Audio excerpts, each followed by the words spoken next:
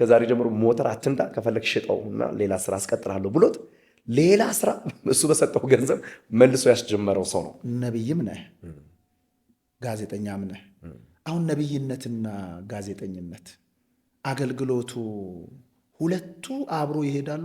በመንግስት ባለስልጣን እንኳን ደረጃ ላይ የተቀመጡ ያው ስም ሁሉን መጥራት አግባብ ስላልሆነ ብዙ ሰዎች ቶሎ ብሎ የሚወስደው ዓለማዊ ነው የሚል አስተሳሰብ ነው። ግን እንዴት ሆኖ ነው ያ ሙያ ማለት ለማወቅ ለመረዳት ያ ውስጥ ላይ ያለውን ታይለንትን ለማሳደግ የተጠቀምክበት መንገድ ነው።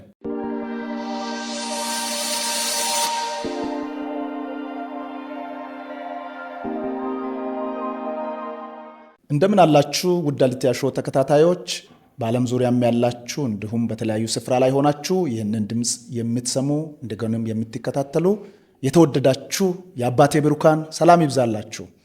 ፓስተር ደሳለኝ ነኝ። ዛሬ እንደገና በዚህ ሚዲያ ላይ ሌላ እንግዳ ይዤ ብቅ ብያለሁ። በጋዜጠኝነት አገልግሎት ሰፊ ጊዜውን ኦልሞስት ከ12 ዓመታት በላይ በጋዜጠኝነት ሲያገለግል ሲሰራ በተለያዩ ስፍራዎች መድረኮችን ሲመራ የነበረ ውድ ወንድማችን ነቢይ ታምራት ሞቲ በመካከላችን አለ። ስለዚህ እሱ ደግሞ ያው እንዴት አድርጌ እንደማቀርበው አላቅም። ምክንያቱም አንድ ባለሙያውን ዛሬ ያው ጠያቂው ነው እየተጠየቀ ያለውና ስለዚህ እንዴት ባለው መንገድ እንደምናቀርበው አላቅም። ግን ያው እግዚአብሔር ይረዳኛል። በጣም ጥሩ ጊዜ እንደሚኖር ተስፋ አደርጋለሁ። በጣም የምትወዱት ብዙዎቻችሁ በተለይ ለቤተ ክርስቲያንም ለክርስቲያን ማህበረሰብም በጣም በረከት የሆነ ወንድማችን ነው። ዛሬ በዚህ አሊቲያ ሾው ላይ የህይወት ምስክርነቱንም የስራውን አገልግሎቱንም በጣም ሰፊ ጉዳዮችን የምናወጋበት ጊዜ ነው የሚሆነን። በጣም ደስ የሚል ጊዜ እንደምታሳልፉ በጣም ትልቅ እምነት አለኝ። አሁን ባላችሁበት ይህንን አሊቲያ ሾው እያያችሁ ዝም ብላችሁ አትለፉ። በየቀኑ ወይም ደግሞ በየጊዜ በየሳምንቱ የሚለቀቁ ትምህርቶችም እንደዚህ ኢንተርቪዎች፣ መልካም የሆኑ መሰረታዊ ነገሮች ለቤተ ክርስቲያንም ለህይወታችሁ የሚጠቅሙ ነገሮች ስለሚመጣ በየጊዜ እንዲመጣላችሁ በተለይ ሰብስክራይብ ያደርጋችሁ ከዛ በላይ የደውልን ምልክትንም ስትነኩ ሁል ጊዜ ይመጣላችኋል ማለት ነው። ይህንን ሚዲያ የምትከተሉ ወይም ደግሞ የምትከታተሉ ሌሎች ሰዎች በዚህ ሚዲያ ላይ እንዲቀርብ የምትፈልጉትንም ኮሜንት ላይ መጻፍ ትችላላችሁ። ለእናንተ የሚጠቅመውን የትኛውንም ነገር በዚህ ስፍራ ላይ ለማቅረብ ዝግጁ ነን ማለት ነው። እዚህ ቦታ ላይ የማይደረጉ ሁል ጊዜ የሰውን የግለሰብን ልክ ያልሆነውን በስብዕና የሚነኩ ነገሮችን በዚህ ሚዲያ ላይ አናቀርብም። እውነትን ነው የምንገልጠው። በሰዎች ህይወት ላይ በሰዎች አገልግሎት ላይ ባሳለፉበት እግዚአብሔር የሰራቸውን ስራዎች በዚህ ስፍራ ላይ በማቅረብ ለብዙዎች ትምህርታዊ የሆነ ነገር ነው የምናቀርበው። ወዳችሁ ፈቅዳችሁ ስለምትከታተሉ ከልብ እናመሰግናለን። ታሜዋ እንዴት ነህ? ጌታ ይባረክ ፓስተር። ሰላም ይብዛልህ። በእውነት ዛሬ እዚህ ስፍራ ላይ ስላገኘው በጣም ደስ ብሎኛል። በእውነት ከልቤ ነው። እንዳንተ አይነት ሰዎች ያው እግዚአብሔር በምድሪቱ ላይ በጣም ድንቅ አድርጎ ለቤተ ክርስቲያን ከሰጣቸው በረከቶች መካከል አንዱ ነህ። በእውነት ስለ አገልግሎት ስላለ ቅንነት፣ ስለ ፍቅር በጣም እግዚአብሔርን አመሰግናለሁ። እና ዛሬ ደግሞ በዚህ ሚዲያ ላይ መጥተህ ውስጤ ላይ ያለውን የነበረህን ያሳለፍከውን ነገር በፈቃደኝነት ልትገልጽ ስለወደድክ ከልብ አመሰግናለሁ። በአንተ ውስጥ በጣም ሰፊ ነገር ነው ያለው እና እግዚአብሔር በብዙ ነገር ባርከዋል። በአገልግሎትም ባርከዋል። እንደገና ደግሞ ያው ኦልሞስት በጋዜጠኝነት 12 ዓመታት በጣም ረዥም ጊዜ ነው። በኢትዮጵያ ቤተክርስቲያን ውስጥ ታውቃለህ፣ በብዙዎች ክርስቲያኖች ቤት በኤልሻዳይ በለው አይደል? ኤልሻዳይም ሰርተሃል። በጂኤምኤም ላይ እነዚህ ሁሉ ላይ ያው ያንተ ድምፅ መቼም ሰዎች አይጠፋባቸውም እና ይሄ በጣም ትልቅ በረከት ነው። እንደውም በቤተ ክርስቲያን ወይም በክርስቲያኖች ዘንድ እኮ ብዙ ጊዜ ጋዜጠኝነት ራሱ ግልጽ አይደለም።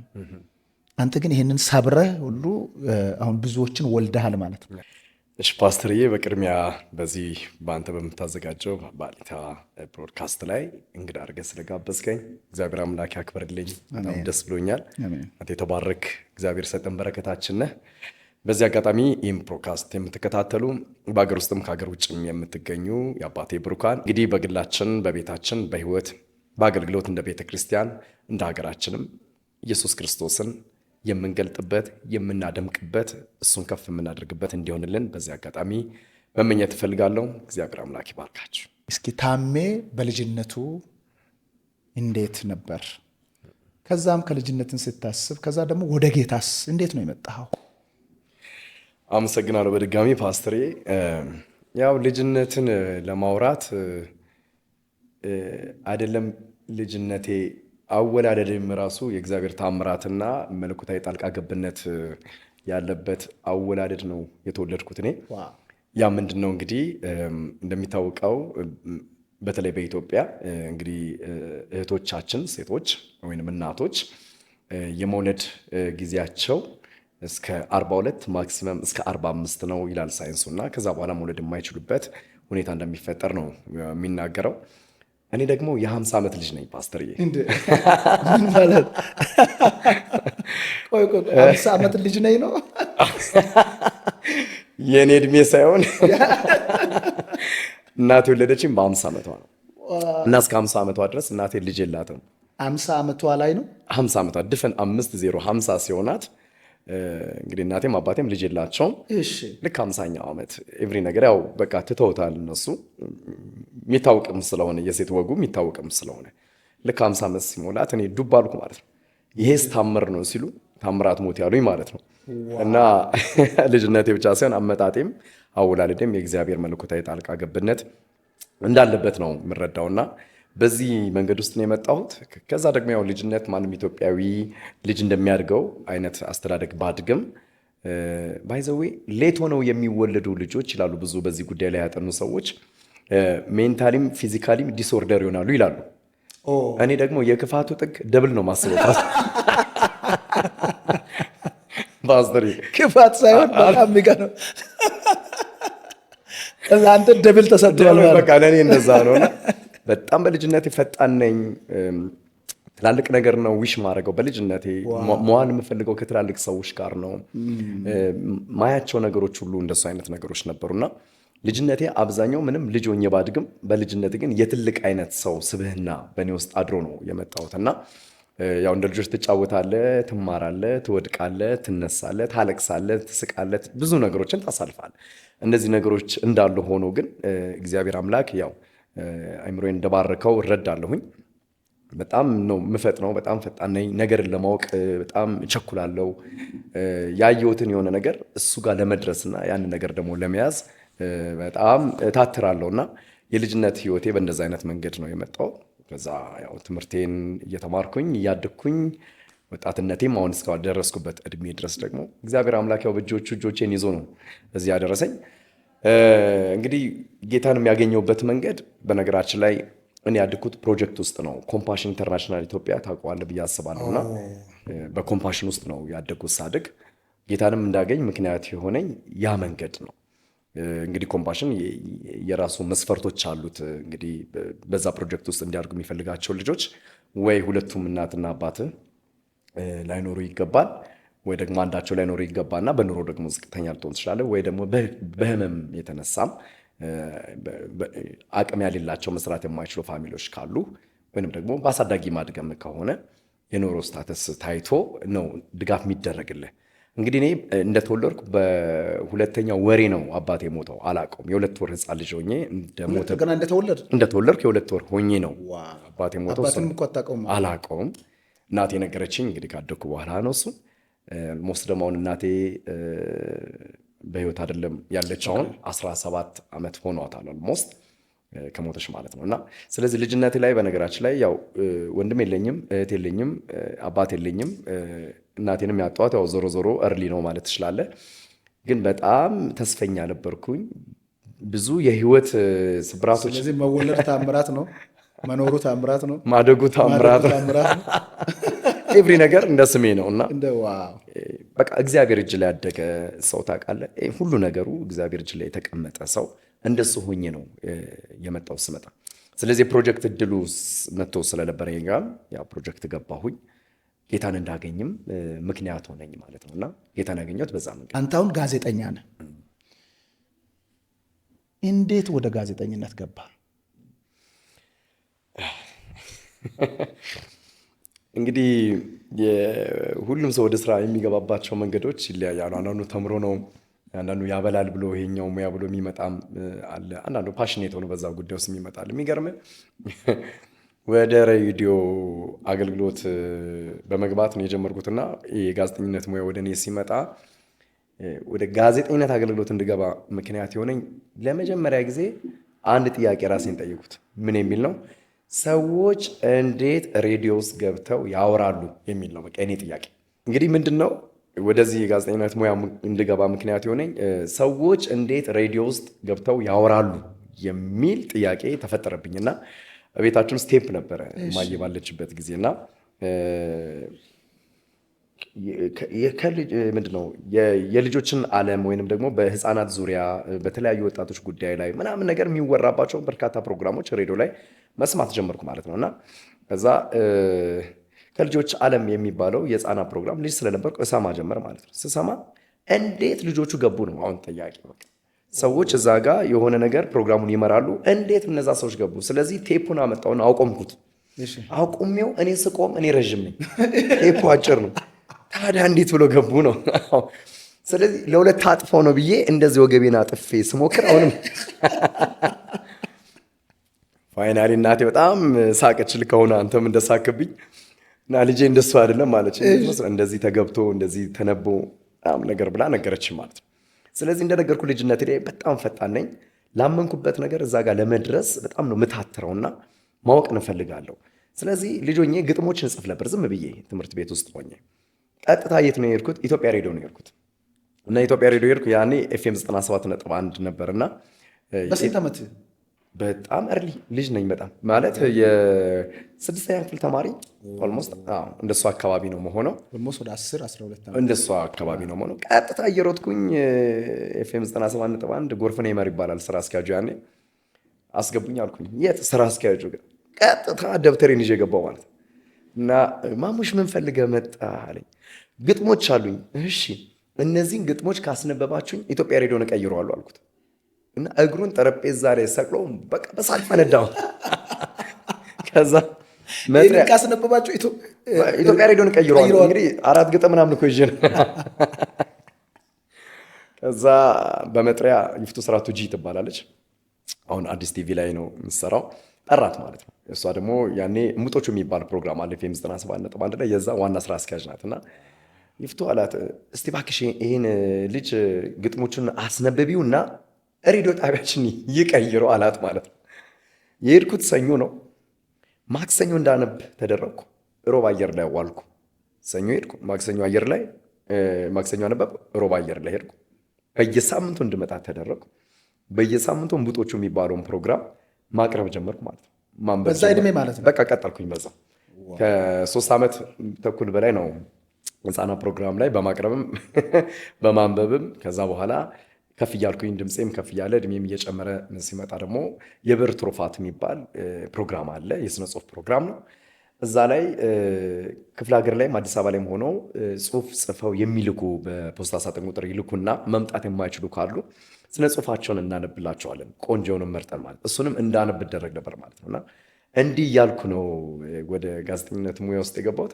ስጀምር ግን በሬዲዮ ሲቀጥል ደግሞ በአባባ ተስፌ ቴሌቪዥን ከአባባ ተስፌ ጋር መሳሰሉ ግጥሞችን አቀርብ ነበር ህፃን ሆኜ በጣም ከአባባ ተስፌ ጋር። አዎ መነባንቦችን አቀርብ ነበር። እሺ ጭውቶችን አቀርብ ነበር። ከዛ በኋላ ደግሞ ህፃናትና ወጣቶች ቲያትር ቤት የሚባል አለ 4 ኪሎ ማለት ነው ወክማ የሚባል እዛ ደግሞ ሄጄ መድረክ መራ ነበር። ታዲያ አንድን ነገር ሁሉ ማድረገው እኩል ነው ማድረገው። የሚገርምህ ይህን ሁሉ 6ኛ ክፍል ተማሪ ሆኜ ነው። ሬዲዮ አነባለሁ፣ ቲያትር ቤት ቅዳሜና እሑድ መድረክ እመራለሁ። ቴሌቪዥን ደግሞ ቀረጻ ሄጄ ተቀርጬ ቅዳሜና እሑድ እተላለፋለሁ። እንደዚህ እያልኩ ነው የጋዜጠኝነት ሙያ ነው የጀመርኩት። ጋዜጠኝነት ብቻ ላይ ትኩረት አድርገህ የምትሰራው ወይስ ሌሎች ነገሮችም ላይ ገብተህ ታውቃለህ? እንደነገርኩ ይሄ የጋዜጠኝነት ሙያው ልክ ሬዲዮ ከጀመርኩ በኋላ ቴሌቪዥን ላይ ማቅረብ ከጀመርኩ በኋላ ተፍላሚ ጋዜጠኞች ማህበር የሚባላል አማተር ጋዜጠኞች ማህበር ነው እና የ3 ወር የ6 ወር ኮርስ የሚሰጥ ማለት ነው። በሳምንት 2 ቀን ነው ቅዳሜና እሑድ ነው የሚሰጠው። እሱን ሰምቼ ሄጄ ማር ነበር። ይሄም ኤሌመንተሪ እያለሁ ነበር የምማረው። ኦኬ ኮርስ ትምህርትንም ጀመርክ? አዎ ኢሚዲየትሊ ነው የጀመርኩት። እኔ እርሊ ነው በቃ ኤሌመንተሪ ሆኜ ሁሉን ነገር አውቃለሁ። በቃ ይሄ ሚዲያ የሚባለውን ቴሌቪዥን ብትል እንደነገርኩት፣ ቲያትር ቤት ብትል፣ ሬዲዮ ብትል፣ ጋዜጣ መጽሔት ብትል እርሊ ነው ኤሌመንተሪ ሆኜ ነው የጀመርኩት እና ያንን እየተማርኩኝ ነው። ከዛ በኋላ ደግሞ ሬዲዮም እየሄድኩኝ አነብ ነበረ።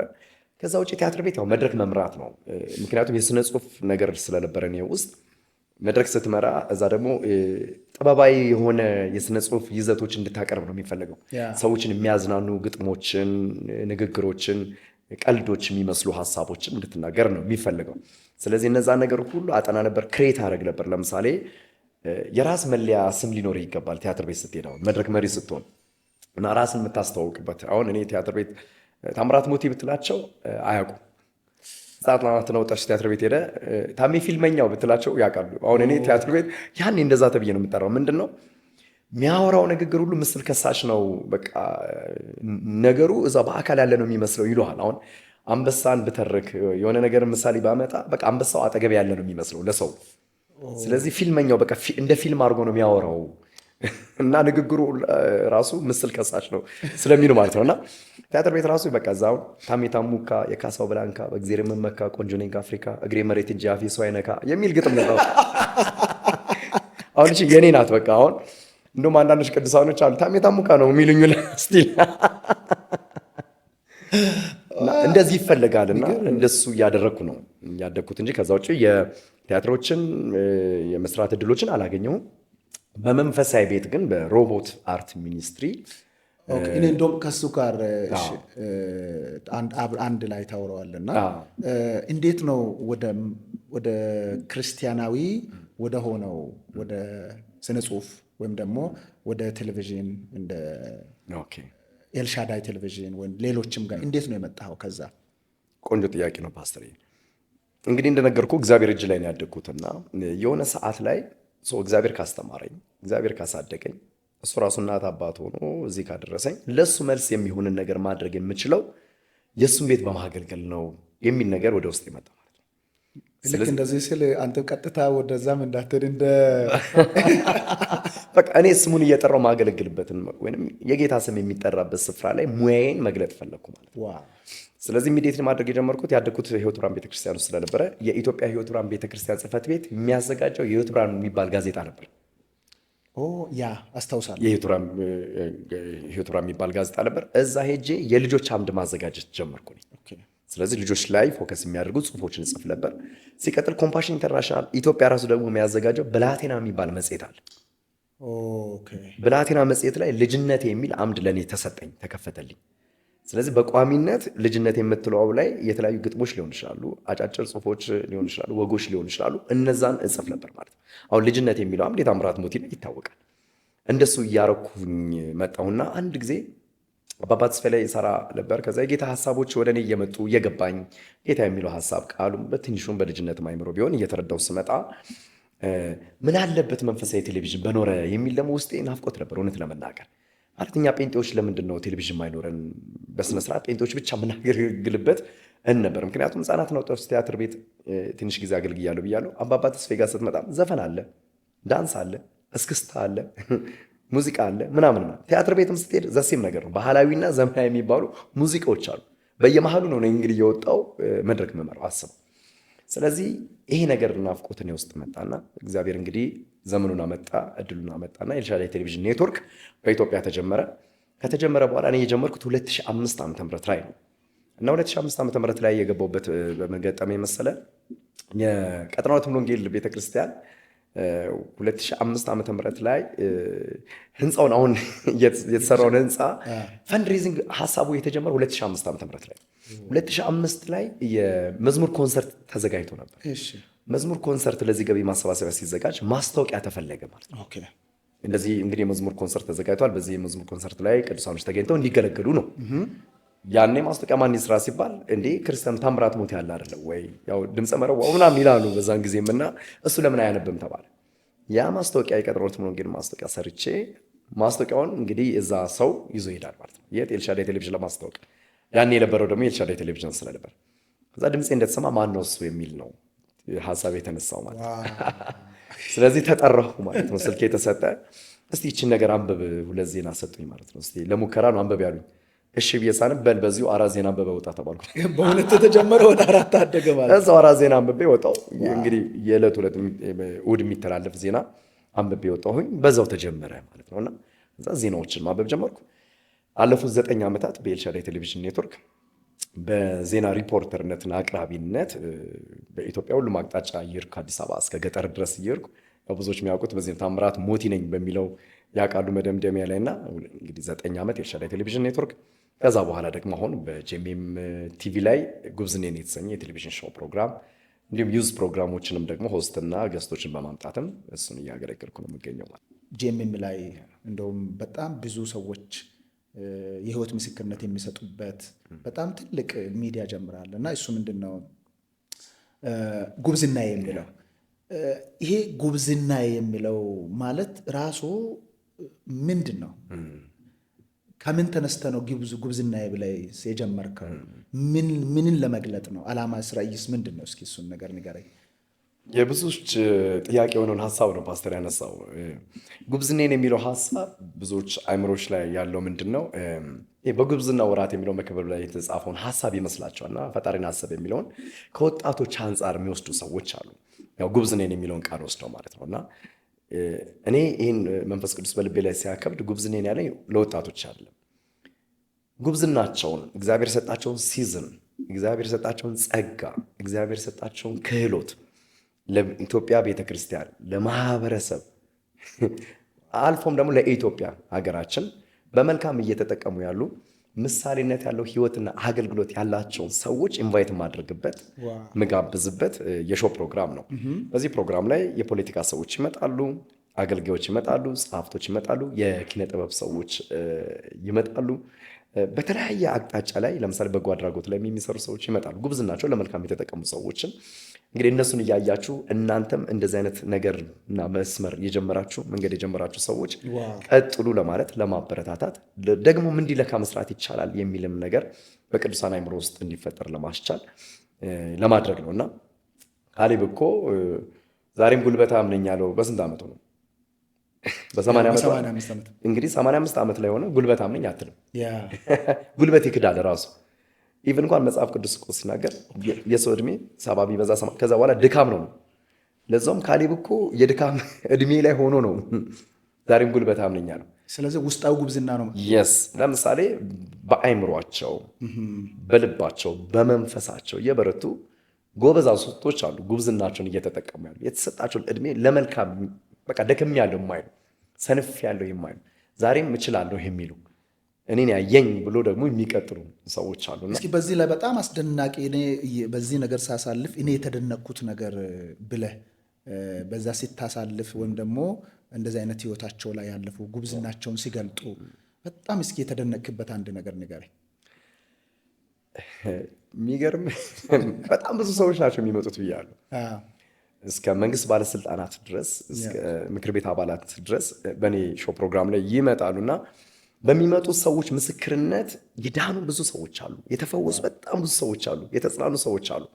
ከዛ ውስጥ በጣም የሚደንቁኝ 2 ሰዎች አሉና የመጀመሪያው ወላይታ ሶዶ ላይ ነው እና ስልክ ተደውለልኝ እና አንድ ሰው አምጥቼ ያ ሰው ላይፉ በጣም የሚያሳዝን ነውና ቀድሞ የነበረበት የዓለም ህይወት ኮምፕሊትሊ ሰው እንደዚህ ይኖራሉ ወይ ብለህ የምጠይቅበት አይነት የዓለም ህይወት ውስጥ ነበር።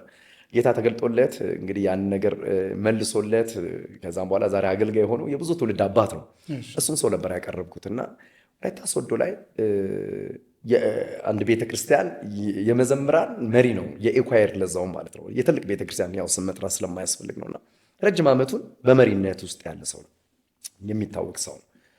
አንድ ቀን ያው ጠላት ክፍተት አገኘበትና ተጠቀመበት። ሲጠቀምበት ሱስ ውስጥ ይገባል እና ለቤተክርስቲያን መሪዎች ምን ይላቸዋል? ከዛሬ ጀምሮ ኳየር አልመራም። ለምን ሲሉት ለስራ ጉዳይ ትንሽ ካለንበት አካባቢ ሌላ ቦታ ላይ ስላገኘው ለትንሽ ጊዜ እቆያለሁ፣ ግን በሆነ ወራት እየመጣው እገለግላለሁ ይላቸዋል። ለካ ሱስ ውስጥ ኮምፕሊትሊ ገብቶ በሩን ዘግቶ ይጠጣል፣ ይቅማል፣ ያጨሳል። ስራ ነኝ ያለው ቤት ውስጥ ሆኖ ነው። ከዛ በወር አንድ ጊዜ አለሁ ለማለት ያህል ጉባኤ ውስጥ ይገኛል። ከ6 ወራት በኋላ ይሄ የጉብዝናዬን ፕሮግራም ሾው እንግዲህ ዘወትር እሑድ ምሽት 2 ሰዓት ነው የሚተላለፈው። በድጋሚ ደግሞ ሰኞ 7 ሰዓት ይተላለፋል። የእሑዱን አላየውም፣ ጉብዝናዬንም አያውቅም እሱ። አጋጣሚ ሪሞት ይዤ ነው የሚለው እንግዲህ እንደውም ለወደ አርጌ ነው ቢሮ ውስጥ ሲያወራ የነበረውና ሪሞት ስጫን ጄኤምኤም ቴሌቪዥን ነካሁት ነው የሚለው። አጋጣሚ መጣ። ሲመጣ የኔ ፕሮግራም ነው የሚተላለፍ። ሲተላለፍ የዛ አገልጋይ ቴስቲሞኒ ፓስተር ነው ቴስቲሞኒው ይነገራል ማለት ቴስቲሞኒውን እያወራ እግዚአብሔር እንደገና አምላክ ነው፣ እንደገና እድል ይሰጣል፣ የመኖርን የማገልገልን ሰው የመሆንን እያለ ነው የሚናገረው የአገልጋይ ሲል ኢሚዲየትሊ ነው የሚለው እሱ አላቅም የማላቀው ኃይል ከመሬት ጋር አጣበቀኝ ነው የሚለው። ወደኩኝ፣ እንባ በእንባ ሆንኩኝ፣ አላቅም ለ2 ሰዓት ተኝቻለሁ። ከ2 ሰዓት በኋላ ስነሳ ፊቴ እንዳለ አመድ ነው፣ እንባ ነው፣ ውሃ ነው፣ ቆሽሻለሁ እና ረጅም ሰዓት አለቀስኩኝ። ለካስ እግዚአብሔር የእንደገና አምላክ ነው። ራሴን ደብቄያለሁ፣ ሰውሬያለሁ፣ ስራ ነኝ እያልኩኝ በቤቴ እንደዚህ አይነት ሱስ ውስጥ አለው በሚል መንፈስ ውስጥ የነበረ ሰው ተጸጽቶ ያንን ፕሮግራም አይቶ ለካ እግዚአብሔር እንደገና እድል ይሰጣል፣ ዛሬ ብነሳ ማገልገል እችላለሁ ብሎ ኢሚዲየትሊ ፊቱን ታጥቦ ተስተካክሎ በንጋታው መሪዎች ጋር ይሄዳል። መሪዎች ጋር ሄድና በተሰበሰቡበት አጋጣሚ ሆኖ ደግሞ የመሪዎች የስብሰባ ቀን ነበር። እግራቸው ላይ ይወድቃል ማለት ነው እና ምህረት አድርጉልኝ፣ ለስራ ጉዳይ አይደለም የሄድኩት፣ ጠላት ተጠቅሞብኝ ሱስ ውስጥ ነበር 6 ወር እንደዚህ ያርኩ ነበር። ታዲያ እንዴት ከዚህ ነገር ውስጥ ወጣ? ጄኤምኤም ቴሌቪዥን አጋጣሚ ስከፍት ጉብዝና የሚባል ታምራት ሞት የሚባል ወጣቶች የሚያዘጋጀው ፕሮግራም ነበር። እሱ ያቀረበው ገስት እንደዚህ ይል ነበርና ለካስ እግዚአብሔር እንደገና መንፈስ ቅዱስ ነቃኝ፣ ቆረጠልኝ፣ አላቅም። ስለዚህ ምህረት ልጠይቅ ነው የመጣሁት ብሎ ምህረት ጠይቆ እንደገና እየተማረ ለማገልገል ራሱን እንደዚህ ያደረገ ሰው አለ ምስክርነት። ሌላው በጣም ስቲል እስካሁን ድረስ ሰዎች የሚደውሉልኝ ደግሞ አንድ ሰው አለና የእናቱን ገዳይ ከቀብር በኋላ በ3ኛው ቀን ለካሳ የመጣለትን ገንዘብ ልጁን አስጠርቶ በሞተር ሳይክል ነው የገደለበትና የቤተክርስቲያን መሪዎችን ካሳ ማለት እናቱን ገደለበት። በሞተር እየሄደ መንገድ ላይ ስታቋርጥ ነው የገደለው። እና ስለዚህ እንደ ካሳ ተደርጎ ገንዘብ ይሰጣል በባህሉ ማለት ነው፣ ደቡብ ምድር ላይ ነው። እና ከቀብር በኋላ ከ3 ቀን ነው ከ4 ቀን በኋላ ሽማግሌዎችን ሰብስበው የሀገር ሽማግሌዎችን፣ ፖሊስ ጠርቶ፣ የቤተክርስቲያን መሪዎችን ጠርቶ፣ ወዳጆችን ጠርቶ ገዳዩን አስጠርቶ ገዳዩ ደግሞ ካሳ ይሆን ዘንድ ከገበያ ከሰዎች ለምኖ ነው ገንዘብ ይዞ የመጣው። ስለዚህ ሲሰጠው ተቀበለና እኔ ከዛሬ ጀምሮ ይህን ሰው እንዲፈረድበት እስር ቤት እንዲገባ ሌላ ነገር እንዲሆን አልፈልግም፣ የሚሰጠኝን የካሳ ገንዘብ አልፈልግም። ስለዚህ ይቅር ብየዋለሁ። ምክንያቱም እናቴ መሞቱ አይቀርም፣ በዚህ መንገድ ባይሆን ደስ ይለኝ ነበር። ዞሮ ዞሮ ሄደችው ወደ አባቷ ስለሆነ ይልና የካሳውን ገንዘብ ለማን ይሰጣል? መልሶ ከዛሬ ጀምሮ ሞተር አትንዳ፣ ከፈለግ ሽጠውና ሌላ ስራ አስቀጥራለሁ ብሎት ሌላ ስራ እሱ በሰጠው ገንዘብ መልሶ ያስጀመረው ሰው ነው እንግዲህ አድርጌ ያቀረብኩት ማለት ነው። እና ብዙዎች ለዛ ምድር ላይ ይሄ ሰው መድኃኒት ሆኖ ነበርና ይሄን ያዩ ሰዎች መደወል ጀመሩና ሐረር ምድር ላይ ከልጇ ጋር ባሏ ልጇን ይመታባታል። እንግዲህ አባት ልጁን ነው የሚመታው። አጉል ሲመጣበት በጣም ትናደድና እንዴት ትመታዋለህ በሚል ሰበብ ጸብ ይፈጥራል። ከዚህ የተነሳ ይለያያሉ። ታምነኛል ከ15 ዓመት በላይ አልተያዩ ባልና ሚስት። ይህም ፕሮግራም አይታ ሰው የእናቱን ገዳይ ይቅር እያለ በአደባባይ የልጄን አባት የኔን ባል እንዴት ይቅር አልለው በሚል አፈላልጋ ስልኩንም አፈላልጋ ሰዎችን አፈላልጋ ጠይቃ ያለበት ምድር ድረስ ልጇን ይዛ ሄዳ ምህረት ጠይቃ ባሏን ወደ ቤት ያመጣች ሴት አለች።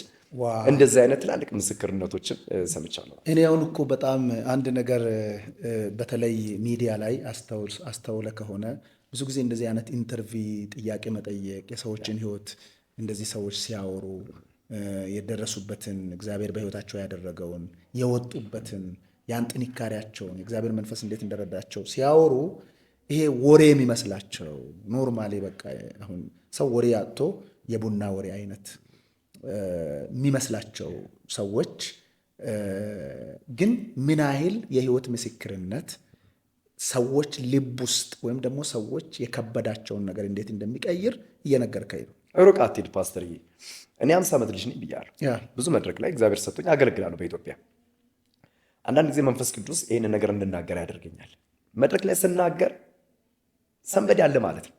ለሆነ ሰው ማጽናኛ ነው፣ ለሆነ ሰው መነሻ ነው ማለት ነው። እኔ 50 ዓመት ልጅ እንግዲህ እግዚአብሔር አምላክ እንደዚህ አድርጎ ታምራት ብሎ ደግሞ እኔን አምጥቶኛል ስል ተስፋ የቆረጡ ሰዎች አሉ። ትዳራቸው ባለመውለድ የተነሳ ጫፍ የደረሰ ለመፋታት የደረሱ ለካስ እኔም ተስፋ አለኝ ያሉ በጣም ብዙ ሰዎች ሰምቻለሁ። በጣም ብዙ ሰዎች ለካ እግዚአብሔር እድል ይሰጠኛል፣ እኔ ዛሬ 35 ሆኜ 40 ሆኜ አልወለድኩም እያልኩ ነው። 50 ከተወለድ እግዚአብሔር ለኔ እንዴ ስንሰብከው ብቻ ለምን ይቀለናል? የሳራ ታሪክ ስንሰብከው ብቻ ለምን ይቀለናል? የነ ኤልሳቤጥ ታሪክ። ስለዚህ እኛ ህይወት ላይ እግዚአብሔር አያደርግም ወይ? አምላክ ሆነ እንዴት አያደርግም? ለምን አናምነውም ነው። ስለዚህ እንደዚህ አይነት የህይወት ምስክርነቶች ብዙ ሰዎች ናቸው ለማለት ነው። በጣም ጠቃሚ ትምህርታዊ ናቸው እና እንደዚህ አይነት ነገሮችን በጣም ትኩረት መስጠትም አንዳንድ ጊዜ ቁጭ ብሎ መስማት ለመማር ይጠቅመናል እና ባይ ዘ ዌይ በጣም ትልቅ ነገር ነው። ታንኪዩ በእውነት ነብይም ነህ ጋዜጠኛም ነህ። አሁን ነብይነትና ጋዜጠኝነት አገልግሎቱ ሁለቱ አብሮ ይሄዳሉ ወይስ እንዴት ነው? እስኪ ስለዚህ ነገር እስኪ ስለ ነብይነት አገልግሎት ንገረኝ። ባይ ዘ ዌይ አብሮም ይሄዳሉ አብሮም ይመጣሉ። ብዙ ሰዎች ያው ጋዜጠኝነት ሙያ ነው፣ እውቀት ነው፣ የተማርኩበት ነው፣ ራሴን ያሳደግኩበት፣ እንጀራም የምበላበት፣ ቤተሰቤንም ማስተዳደርበት ሙያዬ ነው እንደ ሙያም ከሆነ። ነገር ግን በእግዚአብሔር መንግስት ውስጥ ስለሆነ ያለሁትኝ የማገለግልበትም ጣቢያ የእግዚአብሔር መንግስትም ጣቢያ ስለሆነ አገልግሎት አይነት መንገድ ውስጥ ነው ያሉት።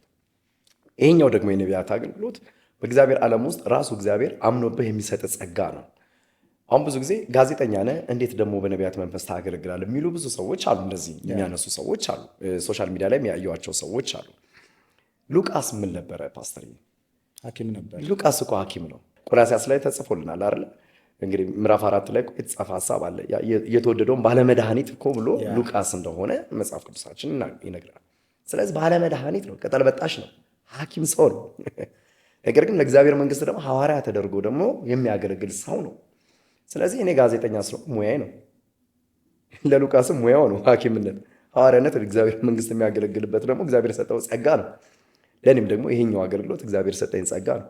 ጋዜጠኛ ይሆናሉ ብለው ሰዎች ስለተማሩ ትክክለኛ ጋዜጠኛ የመሆን ነገር ላይኖራቸው ይችላል። ሀሳቡን ኖርማሊ ሊያቀርቡ ይችላሉ። ግን ጸጋ ያላቸው በትክክለኛ ይሄ ጥሪ ያላቸውና እንደገና ደግሞ ታይለንትድ የሆኑ ስለዛ ጉዳይ በጣም አሁን አንተ ስለ ጋዜጠኝነት ወደ የተሰራ ያህል ነው የሚመስለው። መድረክ አጠቃቀምህም የምታወራቸውም ሰዎችን ፊት ራሱ ፈገግታ፣ ማንም ሰው አንተ በቆምክበት ላይ ያው አለመሳቅ አይችልም። አሁን ያንን እሱስ ታይለንት አይደለም ጸጋ አይደለም ወይ? አሁን ጸጋ አሁን የነቢያትን መንፈስ በመማር ልታመጣው የምትችለው ማንነት አይደለም። እግዚአብሔር እንዲሁ አምኖህ የሚሰጥ ጸጋ ስለሚሆን ለዛ ነገር ግን አትዘጋጅም ማለት አለ። ዝግጁነቶች አሉ። ትጸልያለህ፣ ታነባለህ፣ ከእግዚአብሔር ጋር ታወራለህ፣ ጆሮና አይን ክፍት ሊሆን ይገባል። እንደሱ አይነት ነገሮች ይኖራሉ። ይሄኛው ሙያ ግን በትምህርት እያሳደግክ ብቻ ሳይሆን ኮሚኒኬሽኖች አሉ፣ የምትሄድባቸው ርቀቶች አሉ፣ መንገዶች አሉ፣ ቢሮዎች አሉ። ስቴፕ ባይ ስቴፕ እንደሱ እያደረግ የምትሄድባቸው ነገሮች ናቸው። ከዛ አንጻር ነው የጋዜጠኝነት ሙያ ተሰጥኦ ነው። በቃ አሁን እኔ ውስጤ ተሰጥኦ ስላለ ነው ያንን ነገር እያሳደግኩ ስለምፈልገው ስለምወደው የመጣሁበት። አንዳንድ ጊዜ በእግዚአብሔር መንግስት ውስጥ ያለ የጸጋ አገልግሎት ስለምትወደው ብቻ ደግሞ ላይመጣ ይችላል። እግዚአብሔር ሲመርጥና ሲፈልግህ ነው። ጳውሎስ አሳዳጅ አይደለም እንዴ? ቤተክርስቲያን አቃጣይ አይደለም እንዴ? የክርስቶስ እኮ ቀጥተኛ ተቃዋሚ አይደለም እንዴ? ከባድ እኮ ሰው ነው። እግዚአብሔር ግን ሲመጣስ ለዛውም እኮ ጌታ ራሱ ተገልጦ አንተ የምታሳድደኝ አላለውም እንዴ? ለዛውም ጌታ ነው የሚያሳድድ ሰው ነው። ግን እግዚአብሔር ሲፈልግስ ከዛ ኢሚዲየትሊ ዳይቨርት ያደርጋል። አሁን አንድ ሰው መስሪያ ቤት ውስጥ አሁን እኔ በጋዜጠኝነት ሙያ የሆነ ቫካንሲ ቢወጣ ብሄድ የተማርኩበት የትምህርት ማስረጃን ይጠይቀኛል። የት ነው የተማርከው? ምንድን ያለ ዲግሪ ነህ? ማስተርስ ነህ? ዲፕሎማ ነህ? ምን አለ? የት ደግሞ ቦታ ሰርተሃል? እስቲ የልምድ ወረቀትን ትባላለህ። አንዳንድ ጊዜ የእግዚአብሔር መንግስት የጸጋው ሀሳብ በእኛ ልኬት፣ በእኛ መውደድ፣ በእኛ መፈለግ ላይሆን ይችላል። እግዚአብሔር በመረጠበት አቅጣጫ ስለሚመጣ ደስ የሚለው የእግዚአብሔር ዓለም የሰው ምርጫ የሌለበት ነው። ሁለቱም አሁን ጊዜ ይፈልጋሉ። አሁን ነብይነትም ጸሎት ይፈልጋል፣ ማንበብ ይፈልጋል፣ በጣም ብቻዬን መሆን ረዥም ሰዓት በእግዚአብሔር ፊት መቆየትን ይፈልጋል። ይሄኛው ደግሞ የጋዜጠኝነት በስመ አብ ካሜራ ፊት መሆን ይፈልጋል። ብዙ እሱ ደግሞ በጣም ራሱን የቻለ ሁለቱም የራሳቸው ነገሮች እኮ አላቸው። ግን ሁለቱን እንዴት አንድ አድርገህ አንዱ ሳይደክም ሁለቱን አጣምረህ እንዴት በውበቱ እያስቀጠልክ። ምክንያቱም ምን ያሁን መድረኮች ላይ ሲታገለግላ ያለው እንደገና እግዚአብሔር በጣም በብዙ ጸጋ ሲገልጥህ እኔም ጋር መጥተህ ቸርች አገልግለ ስለሆነ በጣም ስላየው እግዚአብሔር ከብዙ አጋንንቶች ሰዎች ነፃ ሲወጡ ብዙ ሰው ዲሊቨር ሲሆኑ የእግዚአብሔርን ቃል ደግሞ በሚገርም ሁኔታ ስትገልጥ ስታገለግል ያው እኔ ምስክር ስለሆኑ ከዛም ደግሞ የጋዜጠኝ ስራ ደግሞ ያው ጄኤምኤም ላይም ትሰራለህ፣ ሚዲያም ትሰራለህ እና እንዴት ነው ጊዜን ራሱ አጣጥመህ በዚህ አይነት መልክ ለመስራት ይበቃል ወይ? እንዴት ቻልክ ነው እኮ ጸጋው ነው። እግዚአብሔር ጸጋ ያስችላል። ባይዘዌ ለአንድ ነገር ራስን ሰሚት ካደረግ ያን ነገር አምነ ከተቀበልክና አምነ ለተቀበልከው ነገር ደግሞ የምትንቀሳቀስ ከሆነ እግዚአብሔርም ይረዳል። ባይዘዌ የእኛን እርምጃ እያየ ነው እግዚአብሔር እኮ ይረዳል ማለት። አንዳንድ ጊዜ የእኛ ነገር ያስፈልገዋል ማለት ሳይሆን ከእኛም ደግሞ የሚፈልገውና የሚጠብቀውም ነገር ስላለ፣ ለምሳሌ ይህን አገልግሎት በሐዋርያነትም አገልግል፣ በመጋቢነትም፣ በነቢያትም፣ በወንጌላዊነትም፣ በአስተማሪነትም፣ በዝማሬም በፈለግከው ነገር አገልግል። ለዛ ሁሉ አገልግሎት እኮ ራሱን የቻለ መንገድ እኮ አለው። ሰሚሽን የሚባል ነገር አለ፣ መሰጠት የሚባል ነገር አለ፣ ማጥናት አለ፣ መጸለይ አለ፣ መቀደስ አለ፣ ማመን አለ፣ ትዕግስተኛ መሆን አለ፣ መንገድን መሰለል አለ፣ መጠበቅ የሚባል ነገር አለ፣ በማይመቹ ጎዳኖች አለመሄድ የሚባል ነገር አለ፣ ከማይሆኑ ሰዎች ጋር አለመደባለቅ የሚባል ነገር አለ፣ በር የምዘጋበት ነገር አለ። እነዚህ ሁሉ ራሱን የቻለ የእግዚአብሔር መንግስትን ለማገልገል ስትወስን የምታደርጋቸው ክንውኖች ናቸው። ሙያውም ደግሞ እንደሱ የሚፈልጋቸው ነገሮች አሉ። እንደነገርኩ የማገለግለው የእግዚአብሔር መንግስት ነው። በጋዜጠኝነት ሰዎችን ነው ማቀርበው፣ ኢንተርቪው ነው ማደርገው፣ ህይወታቸውን፣ አገልግሎታቸው፣ ስራቸውን እንዲናገሩ ነው ማደርገው። ዞሮ ዞሮ እየሰበኩ እኮ ነው። ጋዜጠኝነት ይሁን እንጂ እየሰበኩ ነው፣ እያገለገልኩ ነው። አካሄዱ ስነ ጽሁፋዊ ይዘት ስለሆነ ሙያዊ ይዘት ስላለው ብዙዎች ይሄ ጋዜጠኝነት ልክ አገልግሎት እንዳልሆነ በቃ አገልግሎት ስንል ቴዎሎጂ ተምሮ መጽሐፍ ቅዱስ መድረክ ላይ የሚሰብክ ወይም ደግሞ የሚተነብይ ወይም ነቢይ ሲብ የተሰጣቸው ሰዎች ብቻ አገልግሎት አይነት፣ ይሄኛው ደግሞ ስራ አለማ ብለው እንዳይወስዱ እንደዛ እንዳይሆን አይነት ሁለት አይነት ልብ እንዳይሆን ከሚል አንተ ጋር ያለው ግን ጸጋውም እንደሆነ አየህ። በጋዜጠኝነትም መንገድ ሄድክ፣ ሰዎች እየተለወጡ ነው። በአገልግሎትም በነቢይነትም በወንጌልም ስራ ሄድክ፣ ሰዎች እየተለወጡ ነው። ስለዚህ ሁለቱም ሰዎች እንዲለወጡ ከሆነ ኦልሬዲ የእግዚአብሔር ጸጋ አንተ ጋር እየተገለጠ ነው። ስሙ ጋዜጠኝነት ሊሆን ይችላል፣ ስራ ግን ወንጌል ነው ማለት ያን በሙያ ማገልገል ማለት ነው። ኤግዛክትሊ ሙያ ነው፣ ጋዜጠኝነት ሙያ ነው ብያለሁ። አሁን ጸጋ እንዲሁ ነው አይደለ? ጸጋ እንዲሁ ነው። እግዚአብሔር ራሱ የሚሰጥህ እንዲሁ ያንተ አስተዋጽኦ የማይኖርበት ነገር ነው። ይሄኛው ሙያ ግን ያንተን ጉልበት፣ ያንተን እውቀት፣ ያንተን መሰጠት፣ ያንተን መንገድ የሚጠይቅ ጉዳይም ስለሆነ ጸጋ ከተሰጠ በኋላ እሱን የምታሳድግበት የምትጠብቅበት መንገዶች ናቸው። ቅድም የነገርኩ መቀደስ ሊሆን ይችላል፣ ማንበቡ፣ ማጥናቱ፣ መዘጋጀቱ፣ እግዚአብሔር ጋር ያለ ጊዜ ውሎ፣ እነዚህ ነገሮች ያን እግዚአብሔር የሰጠን እንዲሁ የሰጠህን ጸጋ የምታሳድግበት የምትቀይርበት ምንድነው እያሳደግክበት ብቻም ሳይሆን የአገልግሎት አድማስህን እይታንም የምታሰፋባቸው መንገዶችም ስለሆኑ ይሄ ግን እኔ አሁን ጋዜጠኝነት ሙያዬ ነው። በሙያዬ ግን ምን እያደረኩ ነው? አሁን እግዚአብሔር መንግስት ላይ ስላለው ነው በሙያ እያገለገልኩ ያለሁት። እዛኛው ዓለም ውስጥ ቢሆን ኖሮ አገልግሎት አይደለም ስራ ነው። ካላዋጣኝ ምተው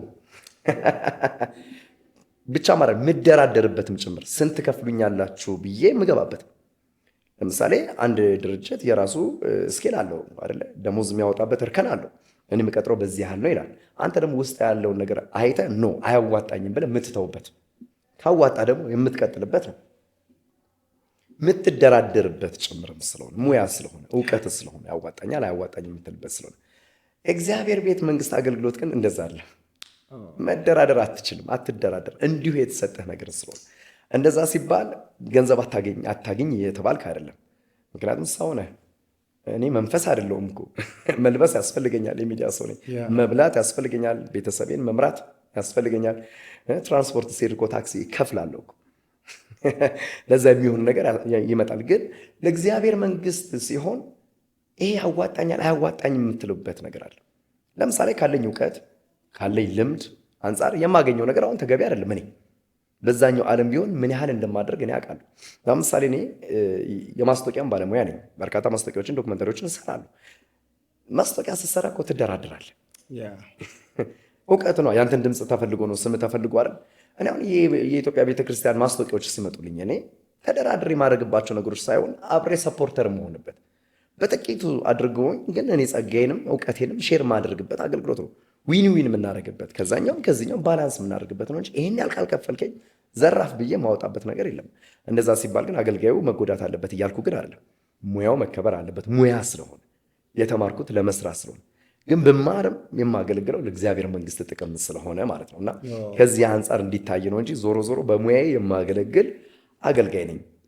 በእውቀቴ የማገለግል አገልጋይ ነኝ። እግዚአብሔር የሰጠንን ጸጋና አገልግሎት እንዴት ነው መጠቀም ያለብን? መልካም ጥያቄ ነው ፓስተር። የምታደርጉትን ሁሉ ለእግዚአብሔር ክብር አድርጉ ይላል እግዚአብሔር ቃል። ምናሆነውም ምናደርገውም ምናገለግለውም ምንሰራውንም ሁሉ ለእግዚአብሔር ክብር ይሆን ዘንድ ነው የተሰጠን ነገር። ቤተክርስቲያን እንድንገነባ ትውልድን እንድንገነባ ለቤተክርስቲያንና ለትውልድ ብቻ ሳይሆን ለምድርህም ራሱ ጮና እንዲሁም ደግሞ ብርሃን ትሆን ዘንድ ነው። እኔ በሙያ ሳገለግል ባይዘው ኢየሱስን እየገለጥኩ ካልሄድኩበት ለእንጀራ እየኖርኩ ነው እንጂ ክርስቶስን የሚገልጥ የመንግስቱን አገልግሎትና ሐሳብ ይዤ የተነሳው ነኝ ብዬ አላስብም። እንደኔ በሙያዬ ኢየሱስን አሳያለሁ። ከምን አንጻር? ታማኝ በመሆን ሙያዬ ላይ ታማኝ በመሆን ኢየሱስ የሚነገርበት ኢየሱስ የሚሰበክበትን ሐሳቦችን በማፍለቅ ስለ ኢየሱስ የሚወሩ ነገሮችን ብቻም ሳይሆን ሰዎች ወደ እግዚአብሔር መንግስት እንዲመጡ የሚያደርጉ ፕሮግራሞችን በመስራት በምኔ በሙያዬ አደርጋለሁ። አገልግሎትም እኮ ዘሴም ነው። አሁን ለምሳሌ በጋዜጠኝነት ሙያውን ቲቪ ላይ ውጣ ምናምን አትልም አይደል? አሁን ይታየኛል ምናምን አትልም። መጣብኝ ወረደብኝ ምናምን የምትልበት ነገር አይደለም። ሙያ ነው። ሙያው ራሱን የሚፈልገው ዲሲፕሊን አለ። አለባበስ ጀምሮ፣ ከንግግር ጀምሮ፣ ከታይሚንግ ጀምሮ፣ ከጥያቄ ጀምሮ ማለት ነው። የእግዚአብሔር መንግስት ሰራተኛ ስትሆን አፍራሽ አትሆንም፣ ገንቢ ነው የምትሆነው። የእግዚአብሔር መንግስት አገልጋይ ስትሆን የፈረሰ ቅጥር ላይ ነው የምትቆመው። የእግዚአብሔር መንግስት አገልጋይ ሰው እየተፍገመገመ እየደከመ ያለ ትውልድ ካለ ያ ሰው እንደገና እንዲነሳ ምክንያት የሚሆኑ ሰዎችን አምጥተህ እነዛ ሰዎች እንዲነሱ ነው ምክንያት የምታደርገው። ስለዚህ የምታስታርቅበት ምክንያት አንድና አንድ ነው። በሁለቱም አቅጣጫ ኢየሱስን በማድመቅ ነው፣ ኢየሱስን በማሳየት ነው። ጋዜጠኛ ነኝ፣ ስም አለኝ እንደ ሙያተኛ ሲሆን ማለት ግን ስማችን ክርስቶስ ነው። የተሰጠን ስም ለእግዚአብሔር መንግስት ክርስቶስን የምታሳይበት መንገድ ካለ ሰዎች ወደ እግዚአብሔር መንግስት የማይመጡበት በአንተ ላይ ኢየሱስን የማያዩበት ምንም ምክንያት የለም። የተማርኩት ኢየሱስን በመግለጥ ሐሳብ የማገለግልበት ሙያ ላይ ነው አሁን ላይ የተቀመጥኩት። በአገልግሎቴ በመድረክ ደግሞ የእግዚአብሔርን ቃል በማስተማር በሪቪሌሽን በመግለጥ ቃሉን በመግለጥ ውስጤ ደግሞ ባስቀመጠው ጸጋ ደግሞ ሰዎችን በመጥቀም ለእግዚአብሔር መንግስት የበለጠ ደግሞ ፊታቸውን እንዲያዞሩ ወደ ክርስቶስ ፍጹም ሙላት እያደጉ እንዲሄዱ የሚያደርግ ኢየሱስን ለማየት ምክንያት የሚሆኑ ታምራቶችና ድንቆች ይሆናሉ። አንተ ብለህ ሳይሆን እግዚአብሔር ራሱ በአንተ ውስጥ አምኖ ስለሚሰጥህ ማለት ነው። ስለዚህ በዚህኛውም ይሁን በዛኛውም ይሁን በሁለቱም አንድ ነገር ነው ማድረግ ያለብህ። ኢየሱስ የሚታይበትን ህይወትን እየኖርክ ስራውና አገልግሎቱ ማስኬድ ትችላለህ።